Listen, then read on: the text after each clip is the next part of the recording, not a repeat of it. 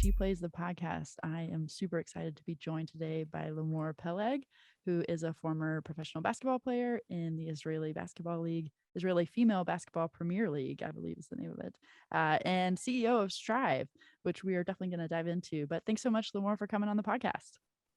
Yes, thank you for having me.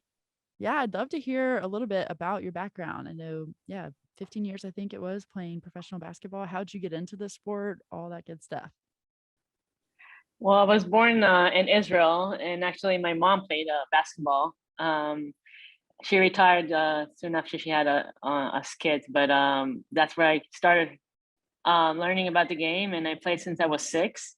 We moved to the States for a while, so I continued playing there. And of course, my dream was to make it to college. So I went to Alaska Anchorage, played 4 years there.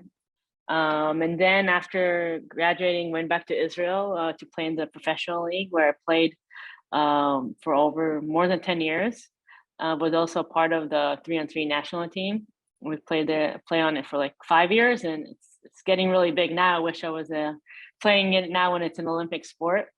And then I retired 2 years ago. I had an ACL injury, which kind of put an end to it. And also it was kind of time. And I transitioned into coaching, where the last team I played on, I'm still coaching on that team right now. Oh, that's awesome. Very cool. So yeah, you kind of run the gamut, which is really exciting. So I'm curious, I guess growing up in Israel, what are the main sports that are in that country? For men, soccer is the number one sport here. Okay. But for women, basketball is the biggest sport. Very cool. And what was still not as college? big as it could be, but yeah, that's why we're here, right? That's part of why we're here, to help it keep growing. That's amazing. Exactly. And then college in Anchorage, that's a change. How was that? Yeah, it's the opposite of Israel, so it was very hard to adjust in the beginning to the cold and the culture, and college sports in general was really hard by itself. But it was fun. It was definitely an experience that I would never forget, and I really don't regret doing it. That's awesome. Well, and I know that you've transitioned due to, like you said, ACL and just time, which is very tough. That's mentally challenging, I'm sure, to have an injury like that. What do you feel becoming a CEO, right? Starting your own company. What do you feel playing sports helped you in that transition, or helped you assume this kind of role? Well, it all kind of meshes together because once I got hurt, so after, I was a little, down, and what I'm going to do is I immediately started, okay, what's next? How do I jump out of this? What do I do? And that's when I started thinking about Striv, and that's when Striv started, actually, and it happened. I think, well, I can say about myself, I was a point guard and most of the time captain of all the teams I was. So being a leader kind of like was in me, on and off the court. So I see being a CEO of a startup is kind of the same. Build a small team and bring them together and lead them to the direction that we want to. So that's how I kind of see the resemblance of playing basketball and transitioning into the CEO life. That's awesome. One quick basketball question, just because that's my favorite sport. So I'm just curious, the 5-player game versus the 3-player game, what would you say are the biggest differences? And it was really cool to see it for the first time in the Olympics. It was really cool. Yeah, so we would always play 3-on-3 in the summer, and then you kind of like remember why you started playing basketball. It was fun. It's like you played 3-on-3 with your friends in the backboard of your house. Like, it just reminds you of how fun it is, and there's no real coaches, so it's you and your 3-4 teammate that you go out and you compete. And I can tell you that most of the time I even enjoyed it more than 5-on-5.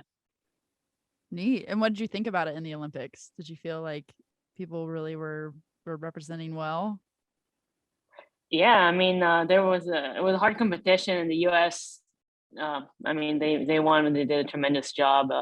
But up to leading to the Olympics, there's a lot of tournaments that you have to do to get there, and I was following them, and it was really a lot of pretty much all the teams really want to get there. Yeah. They put a lot of effort into it, Felt like it but had it's different exciting. pace. It's more aggressive. It's faster. Like you have to be in shape. Like it's only like a 10-minute game, but you can't breathe after, and like you play like 2-3 games a day, but you it's like you don't have and a lot of time to recover. Like there's no a lot of stops in the game, and it's really exciting. It's really exciting.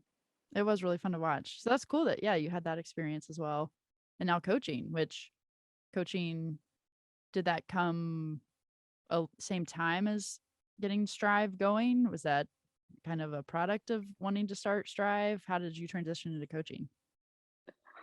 Um, I I used to coach here and there some youth basketball, and then I was just they offered me to come and stay on the team as a as assistant coach 2 years ago, and it was kind of like a smooth transition for me, especially with the same team, same organization, and and as I mentioned before, being a point guard and knowing how to like lead the team and understand the game, and it was very I don't know, easy for me to make the transition. It was helpful. I don't know if I didn't have that transition of Strive and the coaching, I don't know what I would do because I was playing basketball for like 30 years of my life.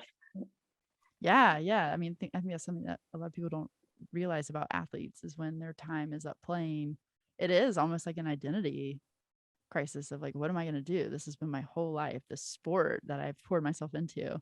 What do I do? So that's awesome that you've gotten to find different ways to stay connected. So yeah, so let's talk about Strive. Uh, I think what was the inspiration behind it? What did you feel was lacking in the basketball and connecting coaching and players? What did you feel was lacking that you've now created an answer for with Strive? Yeah, so Strive is a remote personal training app that connects coaches and players worldwide. Actually, it started a little before COVID hit, but as COVID hit, it just made even more sense to me and to the world that everything can be done remotely now, and even better and more efficient. And I started because it has two markets, so there's two needs in both markets, in my opinion.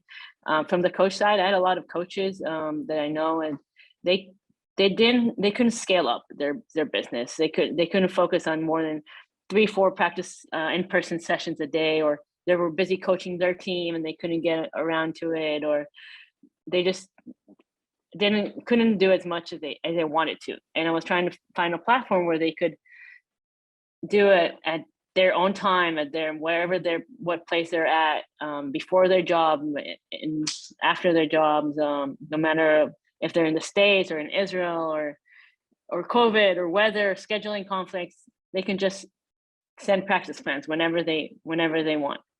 On the player side, I remember hours and hours of just playing outside by myself, shooting and wasting time, not really having any structure. And this is really giving them a coach in the palm of their hands, giving them structure to work on what they need. And then also in the player side, there's no conflicts of they don't need to be dependent on their mom to drive them, or whether to cancel practices or anything in that school, and they can just whenever they can go outside and practice through our app. But it was important to me to make it a real in-person feeling. So we're using real coaches, real players. It's not any preset videos, and one player does what all the same that the other players do. It's very personalized. That's awesome. And I know it uses AI. I'd love to talk about that, but how, yeah, do coaches come on and upload videos of themselves explaining drills, or kind of how does it work? So this is another thing that I wanted to do in the app.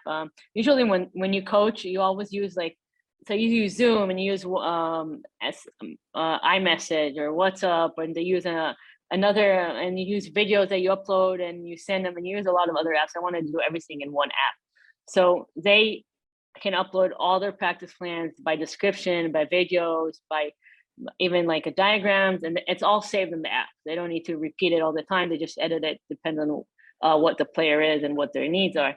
And then they create a practice and they send it to a player, and the player records himself through our app doing it. And that's where the AI comes in, that it captures their stats of how much they shot, how much they made, and from where on the court and what drill they're better at. And also it detects some motion that they're doing. So when the coach gets it back, they can see what they did wrong with their hand, with their feet, with their eyes, if they dribble low enough.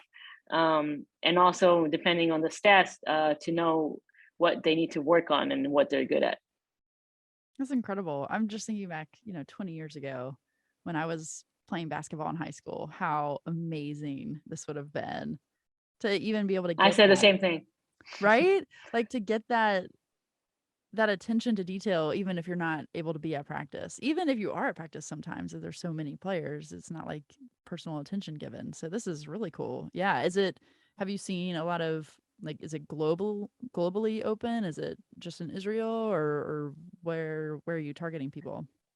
So right now we launched in the United States, which is the Awesome. number one youth basketball sport, and most of my team, pretty much all my team is in the States, and I'm there in the summers. I'm just here because of the basketball season right now.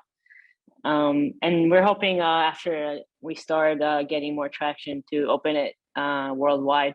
Um, and also, we are hoping to duplicate it to other sports once we get this one going on good. Very cool.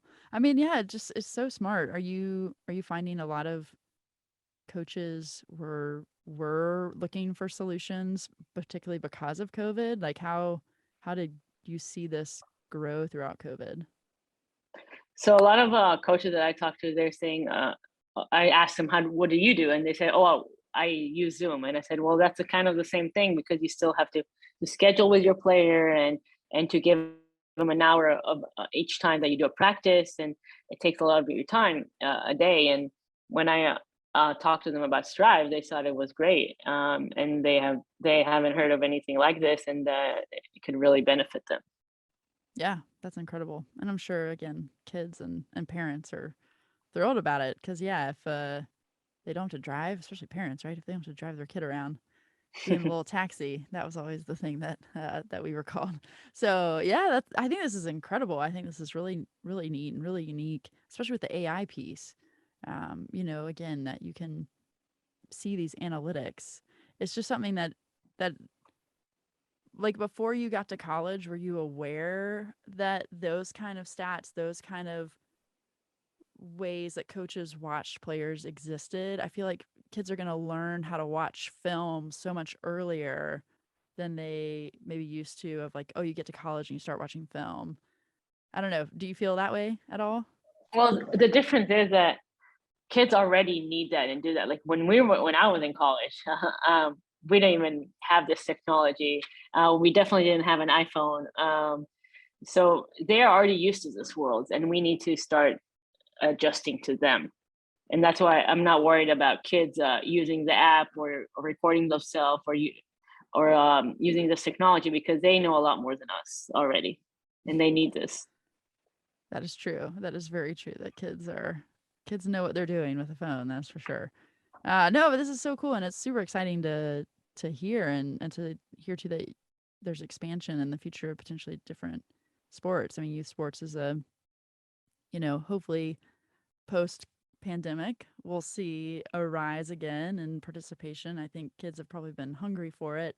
That'll be a really interesting number to track, how many kids are getting back into youth sports. It's so important, I think, for kids to be Yeah. involved in sports and what they learn as themselves about themselves.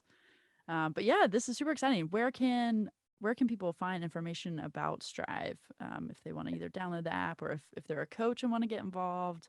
How does that process work? So they can go on our website, which is www.strive with a three instead of an e dot app, or on the App Store. It's free to download. It's free to sign in, so they can both coach and player download it and play around with it. Awesome. Cool. Well, we will definitely put those links in the show notes, so definitely check that out. You want to do a couple rapid fire questions? That's right. Okay. All right. What is your favorite sports movie ever? Hmm. Uh, that's not really rapid, huh? I'm trying to think of basketball ones even. Do you like watching basketball movies or is it more like football movies, soccer, like No, boxing movies? actually, there it is. It is football, but I just forgot the name of it. There's some good ones. When Okay, football. everyone, Football as in soccer, what we call here in America. But you no, mean football, the oh, football. like tackle football. Okay, okay. Yeah. There's some good ones. What's your favorite Gatorade flavor? The blue one. Yes, yes. Your favorite athlete when you were a kid and your favorite athlete now? Michael Jordan, when I was a kid, and Steph Curry now, Oh, love it. I was actually just watching a video of him shooting and he just kept taking 2 steps back, made it to half and court, didn't miss. didn't miss a single thing. He is wild. Amazing. He's so fun to watch. What was your favorite sports memory you've seen while you were watching sports? Watching sports.